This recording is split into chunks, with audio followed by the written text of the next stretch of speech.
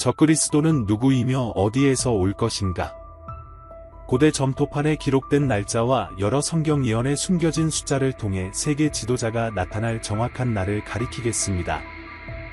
이어서 그날의 권력에 오른 인물이 적그리스도와 마지막 때의 바빌론과 어떻게 연결되어 있는지 보여드리겠습니다. 이 증거를 보게 되면 거의 모든 사람들이 잘못된 곳에서 적그리스도를 찾고 있다는 것을 깨닫게 될 것입니다. 요한계시록에서는 말세의 세상을 통제할 두 인물에 대한 묘사가 나옵니다. 첫 번째 인물은 짐승이라고 불리며 전쟁을 일으켜 전 세계를 지배하게 될 것입니다.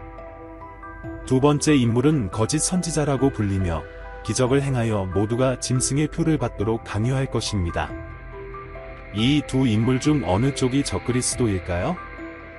성경은 실제로 많은 적그리스도가 있다고 말하며 적그리스도라는 단어는 두 부분으로 나뉩니다. 엔타이와 크라이스트. 엔타이는 대항하는 또는 대신하는을 의미할 수 있으며 크라이스트는 기름 부음 받은 자를 의미하여 예수 그리스도나 다른 왕 또는 제사장으로 기름 부음 받은 사람을 가리킬 수 있습니다. 이 두 인물이 예수 그리스도에 대항하여 일할 것이기 때문에 둘 다 적그리스도가 될 것입니다. 그러나 거짓 선지자는 사람들을 하나님처럼 여겨지는 짐승을 숭배하도록 이끌 것입니다. 이 세계 통치자는 히틀러가 독일의 구세주라고 여겼던 것처럼 세상을 구원하기 위해 온 그리스도의 대체자로 행동할 것입니다. 따라서 사람들이 적그리스도에 대해 이야기할 때 일반적으로 세상을 통치할 이 남성을 가리키는 경우가 많습니다. 이 세계 통치자는 어디에서 올 것일까요? 그는 언제 나타날까요? 성경은 예레미야 50장에 이 통치자의 정체에 대한 단서를 제공합니다. 이 예언에서 말세의 세상을 통치할 인물은 바빌로니아의 왕 느부갓네살이라고 불립니다. 느부갓네살은 2600년 전 바빌로니아의 왕이었으며 당시 바빌로니아는 세계에서 가장 강력한 제국이었습니다. 그러나 느부갓네살이 죽은 지 몇십 년 후에 바빌로니아 제국은 정복당했고 결국 바빌로니아 도시는 버려져 사라졌습니다. 하지만 성경은 느부갓네살과 그의 거대한 바빌로니아 제국을 마지막 때에 세상을 통치할 다른 지도자와 제국을 상징하거나 비유적으로 사용합니다. 요한계시록에서는 말세의 바빌로니아가 말세의 왕들을 지배할 것이라는 묘사가 나옵니다. 이 바빌로니아는 예수 그리스도의 재림 직전에 세계를 지배할 정치적, 경제적, 종교적 권력을 상징합니다. 그리고 짐승 또는 적그리스도라고 불리는 인물이 이 말세의 바빌로니아의 지도자가 될 것입니다. 이 말세의 바빌로니아가 정확히 어디에 위치할지, 그리고 언제 나타날지를 이해하기 위해 우리는 다니엘서의 수수께끼 같은 예언을 살펴볼 수 있습니다. 다니엘서 4장에서는 고대 바빌로니아의 왕 느부갓네살이 꾼 꿈에 대해 설명하고 있습니다. 그의 꿈에서 그는 모든 새와 동물들에게 그늘과 음식을 제공하는 높은 나무를 보았습니다. 그 후, 그 나무는 베어졌고 철과 청동으로 된 띠가 7시기를 두른 채로 남았습니다. 느부갓네살이 다니엘에게 꿈의 의미를 밝혀달라고 요청하자 다니엘은 그 나무가 왕을 상징하며 왕이 제정신을 잃고 동물처럼 헤매다가 7시기 후에 다시 제정신을 회복하고 바빌로니아를 통치하게 될 것이라고 설명했습니다. 그 장은 계속해서 이 예언이 정확히 다니엘이 설명한 대로 이루어졌음을 설명합니다. 느부갓네살 왕은 일정 기간 동안 제정신을 잃었고 그 후 바빌로니아 제국을 다시 통치하게 되었습니다. 처음에는 이 예언이 단지 느부갓네살 왕에 관한 것처럼 보일 수 있습니다. 그러나 실제로 성경의 많은 예언들은 두 개의 별개의 사건을 예언하고 있습니다. 첫 번째 예언의 성취는 단지 두 번째 더 큰 성취에 대한 단서나 전조일 뿐입니다. 따라서 우리는 이 꿈의 첫 번째 성취를 두 번째 성취를 이해하기 위한 지침으로 사용할 수 있습니다. 첫 번째 성취에서 그 나무는 느부갓네살 왕을 상징했습니다. 두 번째 성취에서는 그 나무가 다른 통치자나 바빌로니아 자체의 왕국을 상징할 수 있습니다. 성경 예언에서 왕은 종종 그의 왕국을 대표하기 때문입니다. 첫 번째 성취에서는 바빌로니아가 7시기 동안 통치자가 없이 남게 되었습니다. 두 번째 성취에서도 바빌로니아는 7시기 동안 다시 통치자가 없이 남게 될 것입니다. 하지만 7시기는 무엇을 의미할까요? 요한계시록의 두 구절을 비교하면 답을 찾을 수 있습니다. 요한계시록 12장 14절에서는 한때와 때와 반때로 묘사된 기간을 언급합니다. 이는 한때 더하기 때 더하기 반때 총 3때 반에 해당합니다. 이어서 요한계시록 11장 3절을 보면 같은 기간이 1260일로 묘사되어 있음을 알 수 있습니다. 따라서 3때 반은 1260일과 같습니다. 이제 3때 반을 2배로 하면 7대가 됩니다. 그리고 일수를 2배로 하면 2520일이 됩니다. 다시 다니엘서 4장의 예언으로 돌아가 보면 첫 번째 성취에서 바빌로니아는 2520일 동안 통치자가 없이 남았습니다. 이는 약 7년에 해당합니다. 두 번째 성취에서도 바빌로니아는 다시 2520일 동안 통치자가 없이 남게 될 것입니다. 그러나 많은 성경 예언에서 하루는 1년을 상징합니다. 예를 들어 에스겔서 4장에서는 선지자 에스겔이 오른쪽과 왼쪽으로 특정 일수 동안 눕도록 지시받았으며 각 날은 미래의 1년을 상징했습니다. 따라서 하루가 1년을 상징한다면 다니엘서 4장의 두 번째 성취에서 바빌로니아는 2520년 동안 통치자가 없이 남게 될 것입니다. 따라서 이 예언은 바빌로니아 왕국이 베어지고 2520년 동안 통치자가 없이 남을 것이라는 예측일 수 있습니다. 그 후 청동과 철띠가 제거되고 새로운 통치자가 임명되며 바빌로니아는 다시 성장하기 시작해 결국 짐승 또는 적그리스도의 지도하에 세계를 통치하게 될 것입니다. 만약 그렇다면 우리는 바빌로니아가 정확히 언제 정복당하고 통치자를 잃었는지를 알아내야 합니다. 그래야 새로운 지도자가 임명되고 바빌로니아가 다시 일어서는 정확한 날을 계산할 수 있을 것입니다. 성경으로 돌아가 보면 다니엘서 4장에서 느부갓네살의 꿈 직후 다음 장은 시간이 흘러 고대 바빌로니아 제국의 몰락을 묘사합니다.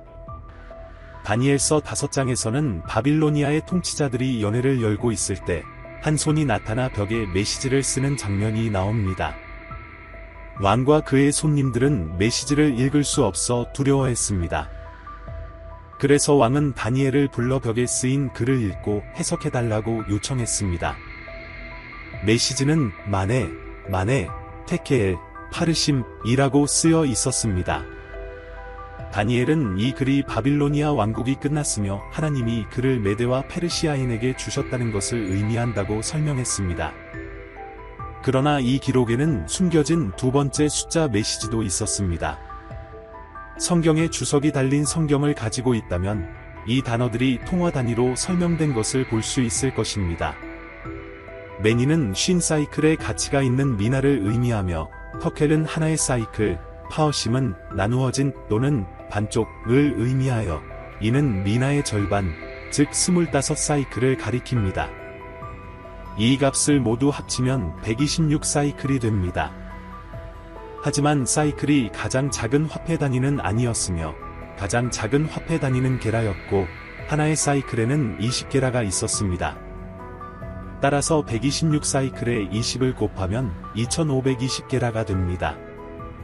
이 숫자가 다니엘서 4장에 숨겨진 숫자와 동일하다는 점에 주목하세요. 이는 바빌론이 다시 일어나기 전에 2520년이 지나야 한다는 두 번째 확인 증거입니다.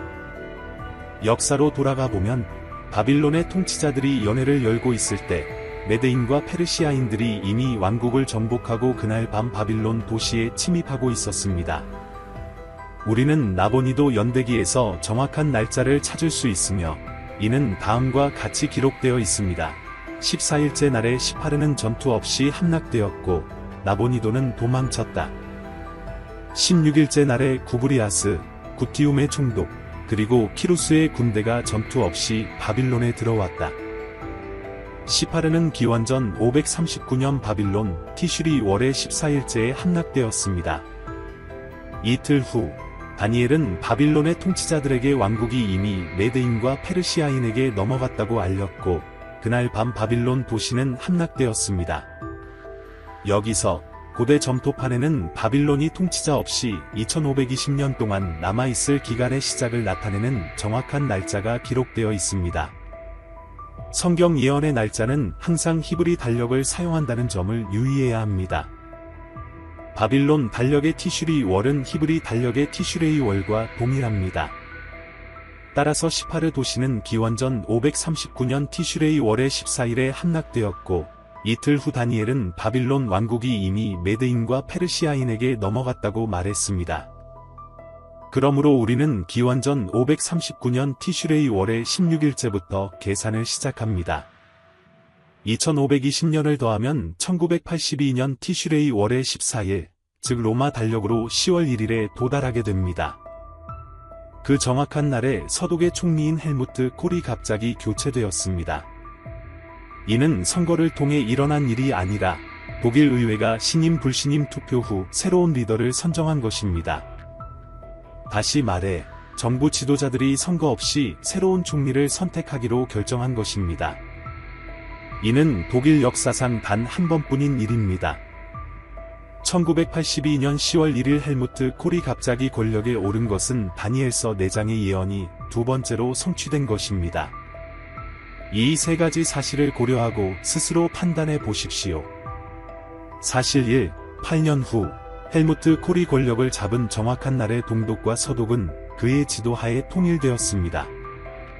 이는 1990년 10월 3일로 히브리 달력의 티슈레이 월 14일에 해당합니다.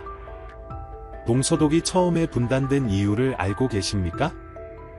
제1차 세계대전에서 독일과 그 동맹국들은 유럽의 대부분을 정복했습니다.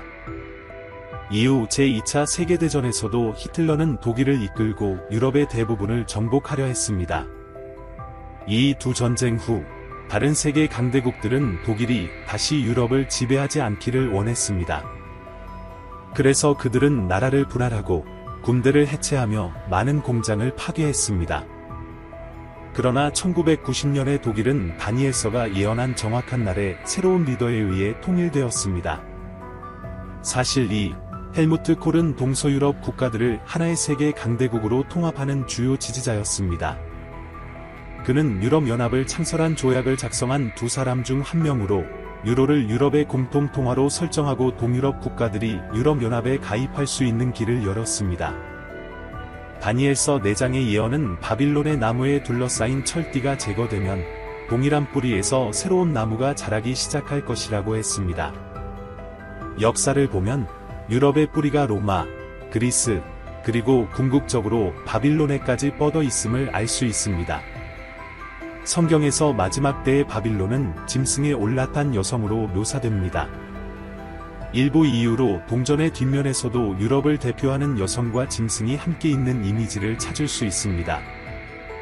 헬무트 콜은 유럽을 세계 강대국으로 통합하는 데 기여했으며, 이는 고대 바빌론의 뿌리에서 새로운 세계 강대국이 등장한다는 예언을 성취한 것입니다. 사실 3. 헬무트 콜과 그의 후계자들은 독일을 유럽의 주도 강국으로 보고 유럽을 세계의 주도 강국으로 세우기 위해 노력하고 있습니다. 이러한 일련의 사건들이 수천 년 전에 예언된 정확한 날에 시작될 확률은 얼마나 될까요?